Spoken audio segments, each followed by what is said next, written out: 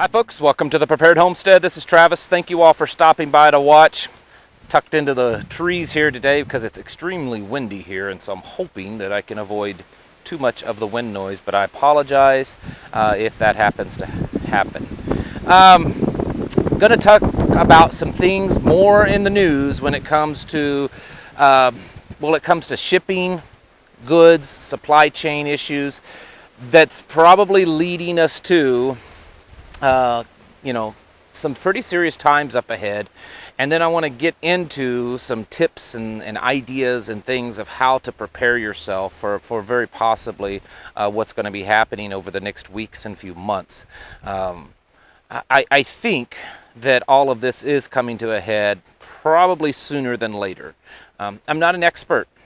This is just my own feels, gut feeling, what I'm reading the news, listening to, other analysts and experts in the fields.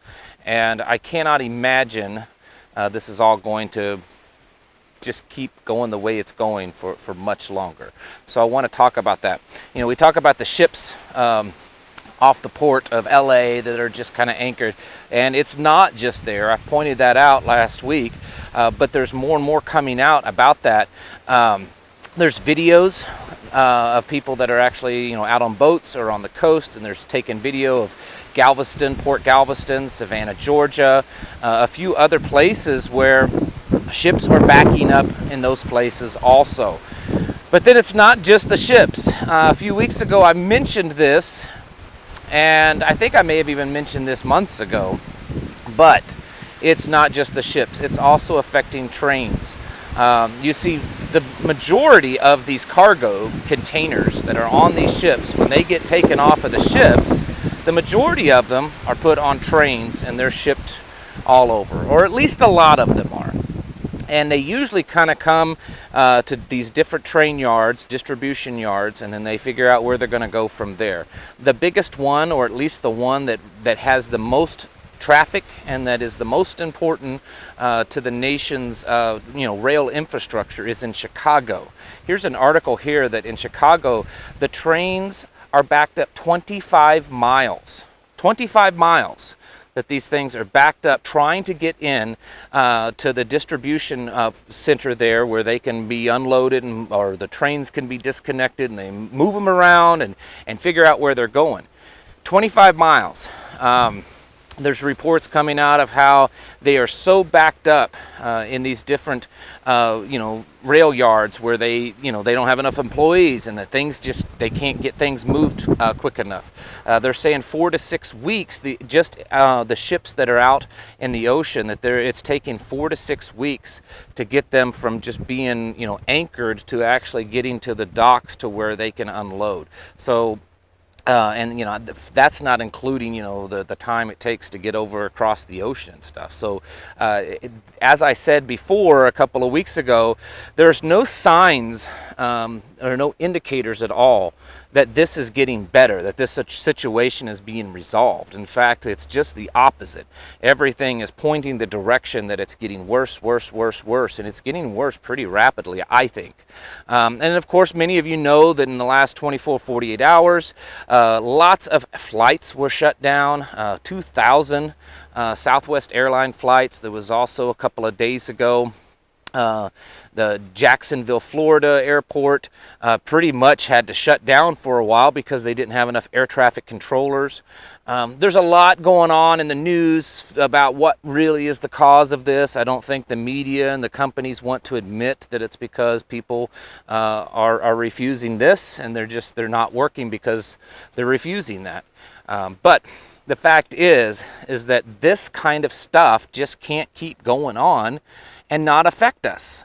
There's a news article here about ferries up in Washington State, that they're having to shut down ferries because they don't have enough employees. There's Amtrak, different Amtrak trains are being shut down, and they're altering their schedule because they don't have enough employees. Obviously, nurses and police officers and other lines of work, they're having to go through major cutbacks because they don't have enough employees.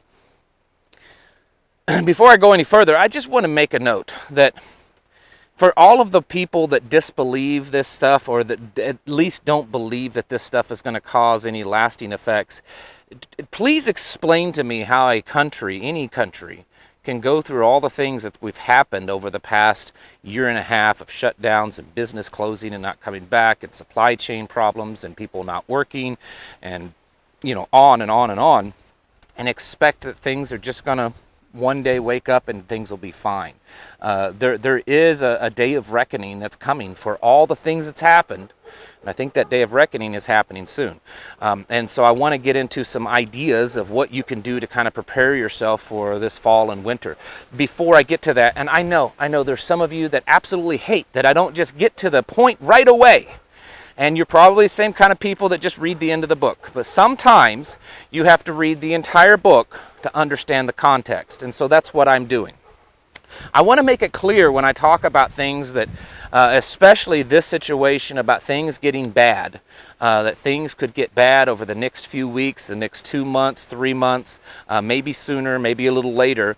I am not saying, or I hope that I'm not coming across as saying, that I expect it to be like the end of the world apocalypse. That's not it at all. I think that for the most part, life as we know it will kind of continue on with some alterations.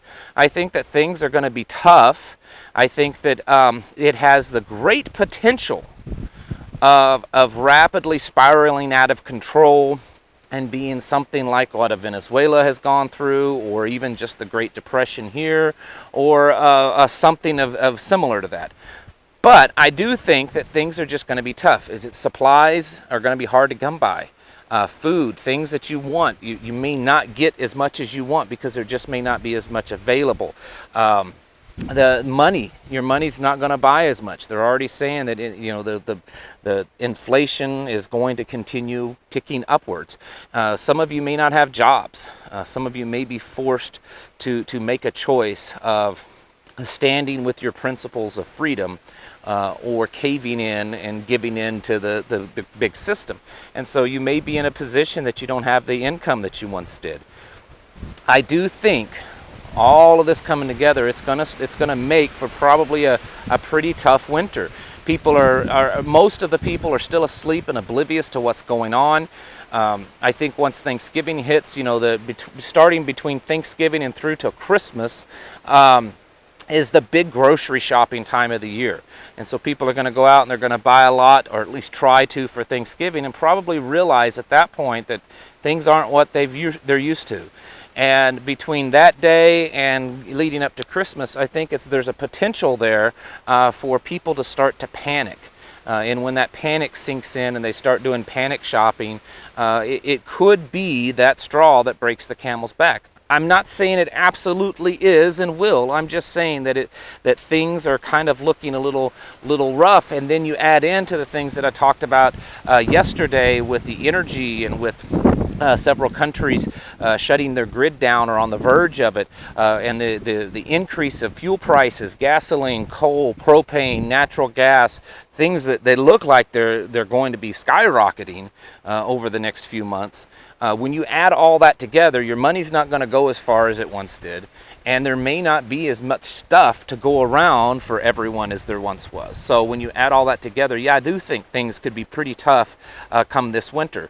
And so that's why we need to prepare. Not because it's going to be some Mad Max scenario, just because things are going to be tough. Could it get to that point? Could what's happening now in this winter cause us to eventually go into a more global shutdown catastrophe? Possible, yes.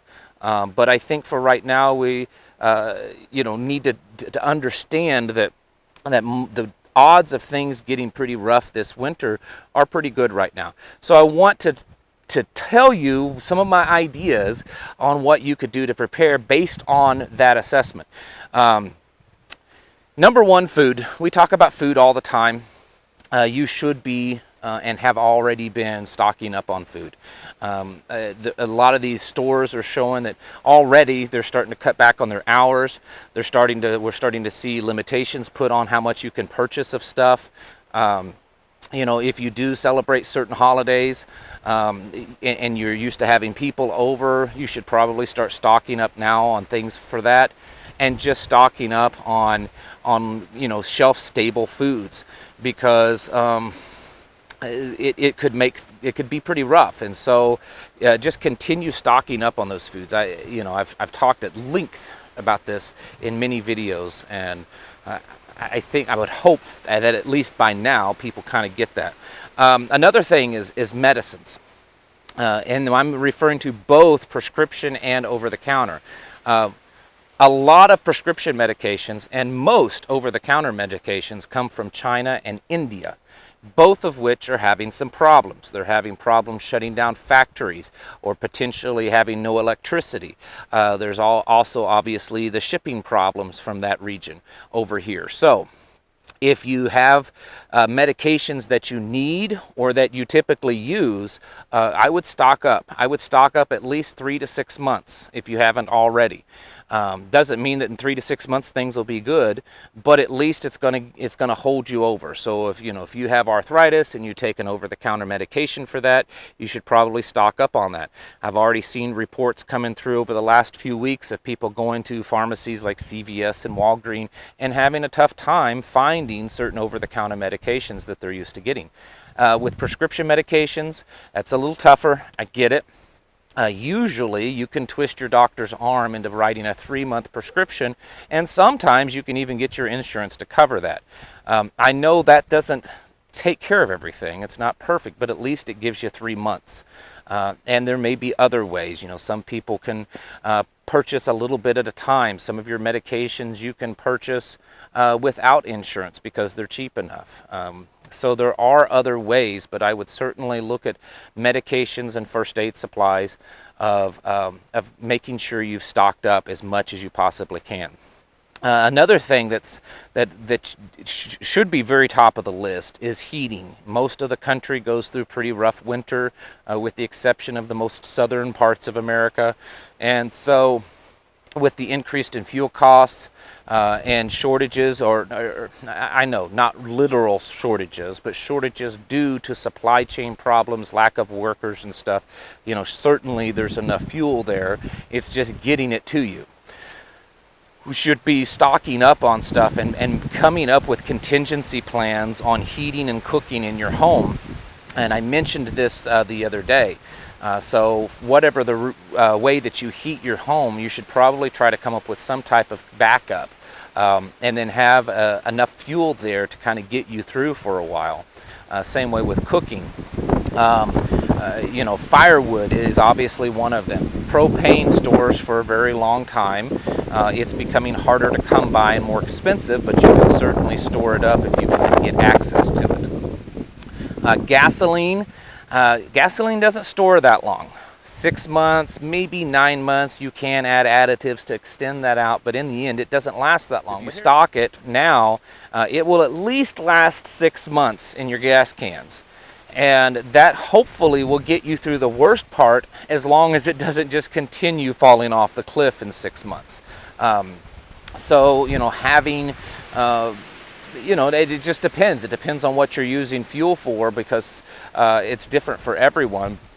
But, stocking up maybe 50 to 100 gallons of fuel is certainly reasonable for a lot of people. You want to make sure of where you store it, not just the containers, but where you store it. When you're storing that much fuel, you don't want it in a place that if it goes off, it takes out your house and, that kind of stuff. So if you have a shed outside, further away from your home, that is always the best place to store fuel and combustibles, just in case there's an accident and you create a crater in the ground. So definitely remember that kind of stuff. And then another thing to think of is money, actual money. How are you going to pay your bills? And this differs for a lot of people. And I'm not any kind of financial advisor, but certainly kind of assess your financial situations and figure out how much you can store back. Where if things got bad, could you pay your mortgage for a few months, or car payment, or just food bill? And I've heard from people that are telling me, hey, we've been preppers for years. We're pretty good on, food and medicines and other things. Our preps are in pretty good shape. So right now we're just putting money back to get through the rough times. I get it that at some point that money's probably not going to be worth anything. But between now and then, it would be a good idea to put back some money, some actual currency, not real money. Well, I mean real money too. I'm just talking about currency, okay? Let's separate the two.